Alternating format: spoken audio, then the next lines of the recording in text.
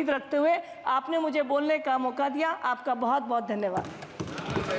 श्री जगदम्बा पाल जी।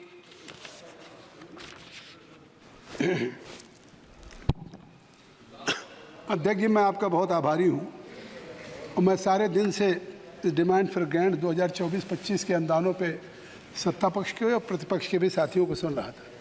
और मैं धन्यवाद दूंगा कि धर्मेंद्र जी बोल करके गए लेकिन आ गए, क्योंकि ये नहीं सदन में रहते सिंसियरिटी के साथ पहले भी लोकसभाओं में। अध्यक्ष जी, अभी हमारे तरफ से निशिकांत जी और बहुत सारे साथियों ने बोला है और मैं शायद 5 वर्षों के बाद इस रेल के बजट पे बोल रहा हूँ। इसलिए बोल रहा हूँ कि निश्चित तौर से एक परफॉर्मेंस की बात की जाए कि आखिर बातें कही जा रही हैं कि अभी सप्तागिरी जी ने कह दिया कि रेल के बजट को अगर आपने वृद्धि किया है तो जो एनुअल बजट आपका है वो 16 लाख करोड़ था 2014 में और आज 2024 में 48 लाख करोड़ हो गया। तो मतलब 3 गुना बजट का साइज बढ़ा है, प्राप्तियों से, टैक्सेस से, सारी बातें सही है।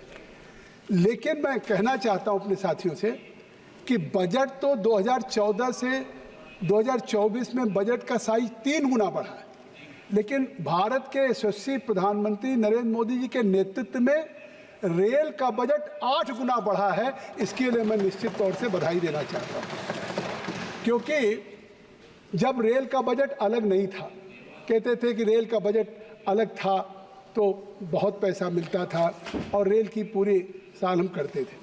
अभी हमारे साथियों ने कहा, लेकिन मैं कहना चाहता हूँ कि जब रेल का बजट अलग था उस समय जो गवर्नमेंट का ग्रॉस बजटरी सपोर्ट था वो 2014-15 में 32,327 करोड़ का था। तो आप सोचिए 2014-15 में जीवीएस था, ग्रॉस बजटरी सपोर्ट 32,327 करोड़, और आज 2024-25 में ग्रॉस बजटरी सपोर्ट 32,000 से बढ़ के 2,52,200 करोड़ हो गया। इसके लिए मैं भारत के यशस्वी प्रधानमंत्री को बधाई देना चाहता हूं और माननीय रेल मंत्री जी को। और अगर मैं टोटल कैपेक्स की बात करूं तो टोटल कैपेक्स भी जो 2014 से 15 में 58,719 करोड़ था वो आज 2024-25 में बढ़ के 2,65,200 करोड़ हो गया। तो स्वाभाविक है ये चीज़ें तो एक निश्चित तौर से 14 का और 24 के आंकड़े आपके रखे हैं। क्या रेल के इतिहास में बात कहा लोगों ने कि कोल इंजन था, स्टीम इंजन था, लेकिन आज जब इस बार का रेल का बजट प्रस्तुत या हमारे जनरल बजट के बाद हम लोग इस पर डिमांड फॉर ग्रांट पर चर्चा कर रहे हैं तो इस बात के लिए भी सदन साक्षी रहेगा कि ये देश का एक स्वर्णिम साल होगा जब देश की रेलवे अपने कन्याकुमारी से कश्मीर तक के जो रेलवे के ट्रैक हैं उस पे 100% इलेक्ट्रिफिकेशन इस 2024-25 में प्राप्त करने जा रही है। ये अपने आप में कितनी बड़ी चीज़। जैसा कहा धर्मेंद्र जी भी थे, हम भी थे, निशिकांत जी भी थे, संजय जी भी थे, सब लोग 2009 में कहते थे कि साहब हमारे लखनऊ से गोरखपुर की मेन लाइन पे नहीं इलेक्ट्रिफिकेशन है, गोरखपुर से सिद्धार्थनगर गोंडा तो सोचा भी नहीं जा सकता था, और 100% आज इलेक्ट्रिफिकेशन होने जा रहा है। और 100% जो इलेक्ट्रिफिकेशन है ये भी नहीं कि कोई छोटी मोटी एरिया का हो रहा है, आज वो 100% इलेक्ट्रिफिकेशन वर्ल्ड के लार्जेस्ट है, वर्ल्ड का सेकेंड लार्जेस्ट रेल इलेक्ट्रिफिकेशन दुनिया में भारत कर रहा है। 64,036 किलोमीटर 64,036 किलोमीटर का रेलवे इलेक्ट्रिफिकेशन नरेंद्र मोदी जी की सरकार में रेल मंत्रालय ने किया। मैं इसके लिए बधाई देना चाहता हूँ। और ये इलेक्ट्रिकल जो वर्क ऑनगोइंग चल रहा है 2,230 किलोमीटर का हाईएस्ट अप्रूवल है, 6,565 किलोमीटर का, जो जिस तरीके से 100% एक टारगेट बनाया है। इसलिए भी तो बात की जाए जब हम डिमांड फॉर ग्रांट या बजट पर चर्चा करते हैं तो इसलिए नहीं, अगर आप देखें मैं 1950 से बात कर रहा हूँ, मैं कोई राजनीतिक बात नहीं कर रहा हूँ। 1950 से लेकर 2014 तक रोज मांग होती थी कि हमको रेलवे ओवर ब्रिज दे दिया जाए, आरओबी दे दिया जाए, आरयूबी दे दिया जाए, रेलवे अंडर ब्रिज दे दिया जाए। और 64 वर्षों में इस देश साक्षी रहा है कि 1950 से 2014 में 64 वर्षों में धर्मेंद्र जी 6,053 देश में आरओबी आरयूबी थे। और जब नरेंद्र मोदी जी 2014 में आए हैं तो 14 से और 2024 मात्र 10 सालों में 11,945 आरओबी और आरओबी हो चुका है। तो ये आप देखें 64 वर्षों में 6,053 आरओबी और आज 11 वर्षों में 11,945 आरओबी। नहीं, हम भी थे तो आखिर सच्चाई तो स्वीकार करेंगे, सच्चाई स्वीकार करेंगे आखिर। और मैं समझता हूं अनुराग जी कि आपने कहा कि यहाँ भी कुछ आ जाए।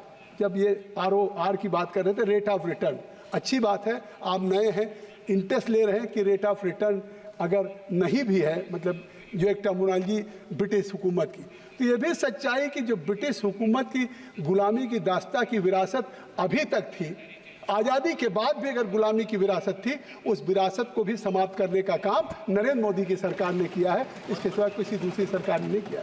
वो बिल्कुल सही कह रहे रेट ऑफ रिटर्न, और खाली गोड्डा में नहीं गया।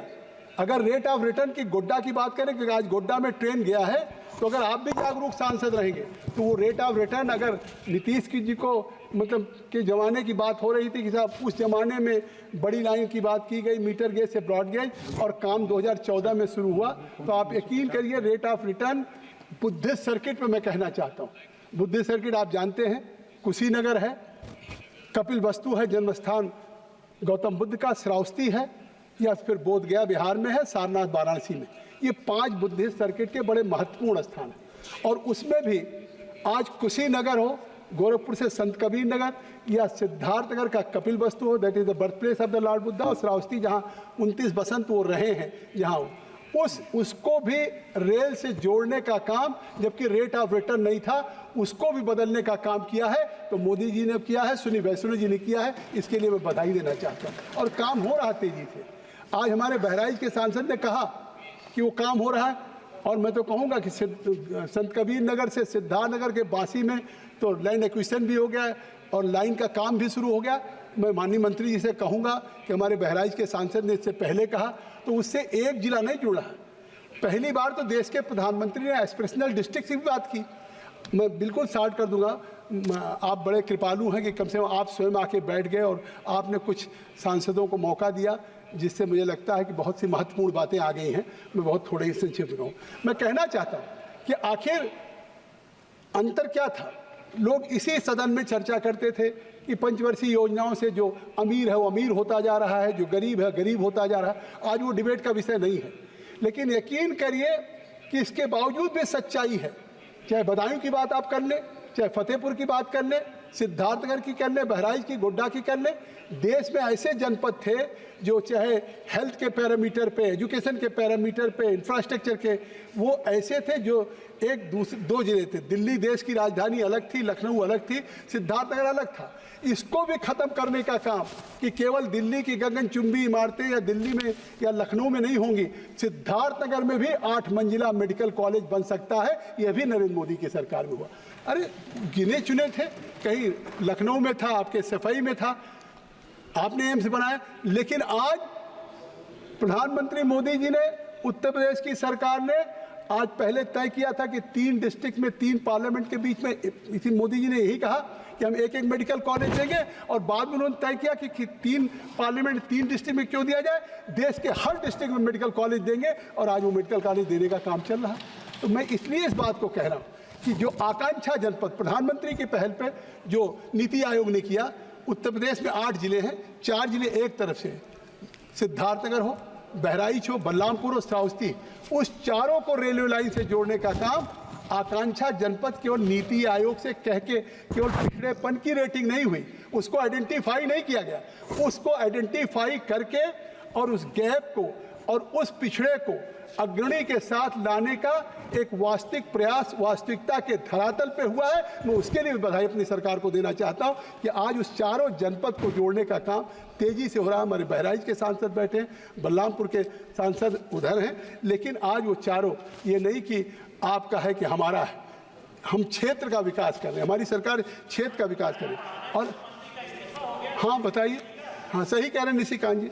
और आज आपको एहसास है कि पर डे कितना कंस्ट्रक्शन हो रहा है। आज construction of the new rail path प्रतिदिन, मतलब सड़क नहीं बन सकती एक दिन में 14 किलोमीटर, लेकिन आज ये देश ने दुनिया की फास्टेस्ट कंस्ट्रक्शन का काम रेल का अगर विश्व में कहीं चल रहा है तो भारत में चल रहा है 14.54 किलोमीटर प्रतिदिन।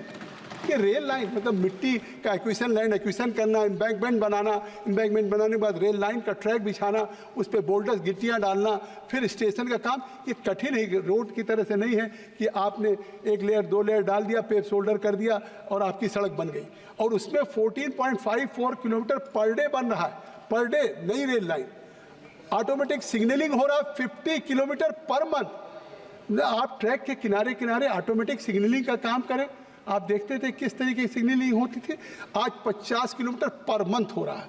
इलेक्ट्रॉनिक इंटरलॉकिंग 10 स्टेशन पर वीक हो रहा है। आप सुरक्षा की बात कर रहे हैं, शायद कल्पना भी नहीं करेंगे। उस कवच की चर्चा हुई, कवच एक जिस तरह की टेक्नोलॉजी आ रही, आने वाले दिनों में उसके परिणाम आप देखेंगे और उसकी सिक्योरिटी पे कितना खर्च किया। मैं आभारी हूँ क्योंकि एक चिंता का विषय है अगर कहीं दुर्घटना है, लेकिन आज हमारी सरकार रेलवे की सिक्योरिटी पे जो एक्सपेंड करने जा रही है, हम वो 1,08,795 करोड़ रुपया हम भारत की रेलवे के और पैसेंजर्स की सुरक्षा करने, और खुद हम अपना ही तोड़ते हैं लक्ष्य। 2022-23 में केवल 87,336 करोड़ था, आज उसको बढ़ा करके 1,08,795 करोड़ किया। मैं कहना चाहता हूँ, मैं माननीय मंत्री जी को बधाई भी देना चाहूँगा, चाहे ऑपरेटिंग रेशियो हो उसको भी कम कर रहे हैं। अगर 23-24 में 98.43% था तो 24-25 में 98.22। ये बहुत डिफिकल्ट काम है रेल की प्राप्तियों में और खर्चे को कम करना, क्योंकि जो इस्टेब्लिशमेंट है, सैलरी है, सारी चीज़ें हैं, वो बहुत कठिन काम है। हर साल लोगों की मांग बढ़ती है कि हमारी पे कमीशन की रिपोर्ट लागू हो जाए, सैलरी बढ़ती रहती है, और उसके बावजूद भी अगर ऑपरेटिंग रेशियो कम हो रहा है तो निश्चित तौर से माननीय मंत्री नहीं है, परफॉर्मर भी है, परिणाम भी देश की जनता को मिल रहा है। तो उसके लिए भी बधाई देना चाहता हूँ। प्लीज माननीय सदस्य, मैं बस खत्म कर दे रहा हूँ मैं माननीय मंत्री जी को इस बात के लिए भी धन्यवाद देना चाहता हूं कि माननीय मंत्री जी ने जो काम शुरू किया है उस पर उन्होंने 3 बातें रखी महत्वपूर्ण, और इस नाते हो रहा है, उसके परिणाम आ रहे हैं। 3 इकोनॉमिक रेलवे कॉरिडोर्स, इसका मैं उल्लेख कर दूं, energy, mineral and cement corridors. कभी देश में जिसकी बात होती ही थी, चाहे वो झारखंड दे रहा हो, एनर्जी, मिनरल, सीमेंट कॉरिडोर्स 1-2 नहीं, 25-50 नहीं, पूरे देश में 192 प्रोजेक्ट्स एक साथ काम कर रहा है। मैं इसके लिए भी अपनी सरकार को बधाई देना चाहता हूँ। दूसरी तरफ पोर्ट कनेक्टिविटी कहाँ जोड़ते थे आप, ये सारी चीज़ें रेवेन्यू देंगी, सारी चीज़ें उस पर फिर कर लेंगे, लेकिन आज पोर्ट कनेक्टिविटी कॉरिडोर्स भी 42 प्रोजेक्ट्स चल रहे हैं। High traffic density corridors 200 project चल रहे हैं। और क्यों चल रहे हैं, ये कहाँ से बजट आ जाता है? ये प्रधानमंत्री का विजन था। प्रधानमंत्री का विजन था जब प्रधानमंत्री गति शक्ति मिशन उन्होंने यही घोषणा किया था, और उसी गति शक्ति मिशन, लोग कहते थे गति शक्ति मिशन क्या है, आइडिया ही नहीं थी कि डबटेलिंग होगी, कई डिपार्टमेंट को एक साथ मिलाएंगे और उसके बाद एक साथ कोऑर्डिनेटेड एफर्ट होगा। कभी कोऑर्डिनेटेड एफर्ट्स होता ही नहीं था, परिणाम आता ही नहीं था। अब इस पे माननीय मंत्री जी अपने उत्तर में कहेंगे। आज मल्टी मॉडल कनेक्टिविटी शुरू हो गई, एक साथ कई डिपार्टमेंट मिलके, इनलैंड वाटरवेज हो या हमारा मिनिस्ट्री ऑफ सरफेस ट्रांसपोर्ट हो, रेलवे हो आज, और इसलिए कि जिससे कैपेसिटी का इन्हांसमेंट हो, डिक्रिप्शन हो, जो नेटवर्क्स हो, अचीविंग रिडक्शंस हो, लॉजिस्टिक कास्ट की हो, पैसेंजर्स एक्सपीरियंस की, सेफ्टी रिमेंस को हो, ये सारी चीज़ें हैं मैं कहना चाहता हूँ। और मैं ये भी कहना चाहता हूँ कि आज जिस तरीके से हमारे ऑनरेबल मेंबर, बस मैं खत्म, मैं केवल अपनी बात कह दूँ। मैं एक बात कहना चाहता हूँ कि आज देश के हर क्षेत्र में हम बढ़े हैं, और माननीय मंत्री जी इस पर सहमत भी हैं कि आज ज़रूरत है देश की आज़ादी के बाद से, अगर बुद्ध सर्किट पे ध्यान दिया है तो हमारी सरकार ने, क्योंकि आप स्वयं देखते हैं, केवल हम इस सदन में नहीं कह रहे, दुनिया के किसी फोरम पे, चाहे वो दावोस में आर्थिक सम्मेलन हो, चाहे सार्क का हो, चाहे यूएन का कन्वेंशन हो, चाहे G20 का हो, चाहे G7 का हो, सारे उन कन्वेंशंस के सेंटर पे अगर दुनिया को कोई संदेश देता है तो मोदी जी एक ही बात कहते हैं कि दुनिया ने युद्ध दिया, भारत ने गौतम बुद्ध दिया। तो आज साफ है कि दुनिया ने अगर युद्ध दिया तो आज वो बुद्ध शांति के, करुणा के, ममता के एकता के प्रतीक हैं और आज पूरी दुनिया में उनके फॉलोअर्स बहुत हैं, चाहे जापान हो, थाईलैंड हो, सिंगापुर हो, इंडोनेशिया हो, कोरिया हो, मलेशिया हो, ये सारे कंट्री के लोग, तो ये लोग आते हैं।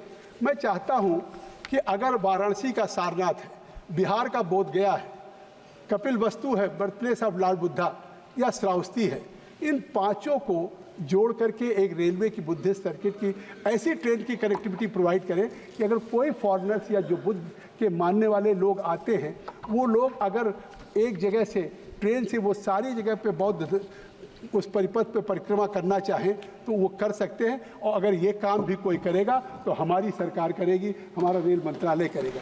मैं बहुत समय नहीं लेना चाहता हूँ मैंने, क्योंकि हमारे पास बहुत था, लेकिन मतलब मैं केवल एक बात कह दूँ कि नहीं मैं तो बहुत कम, आपसे कम समय ले रहा हूँ। मतलब जिस तरीके से हमारे हो रहा है, आज हम रेल सिक्योरिटी के सब कामों में हम आगे बढ़ रहे हैं। अभी बात कर रहे थे, बात तो ये करते हैं, माननीय एक साथ सदस्य, ट्रैक नहीं पड़ता था। प्लीज आज मैं एक बात अपनी मांग तो कर दूं। अगर मैं तो सोचता भी नहीं था कि 23-24 में 126 वंदे भारत चल जाएगी, 24-25 में 150 वंदे भारत हो जाएगी। ये तो शायद दिवा स्वप्न था, वास्तविकता के धरातल पे मैं उतरते देख रहा हूँ। अगर इस सरकार में तो स्वाभाविक है गोरखपुर से भी वंदे भारत चलनी चाहिए। माननीय मंत्री जी, इस बात के लिए तो आप सहमत होंगे कि वह सिद्धार्थनगर से। अब बहुत सी बातें हैं, आपने समय दिया है, लेकिन मैं समझता हूँ रेल बजट ऐसा है कि जिसमें बहुत सी बातें कहनी थी, लेकिन आपने समय दे दिया, इसके लिए बहुत बहुत धन्यवाद। आप संक्षिप्त में बोले, इसके लिए आपको बहुत बहुत धन्यवाद। सभा की कार्रवाई कल गुरुवार दिनांक 1 अगस्त 2024 को प्राप्त 11 बजे तक के लिए स्थगित की जाती है।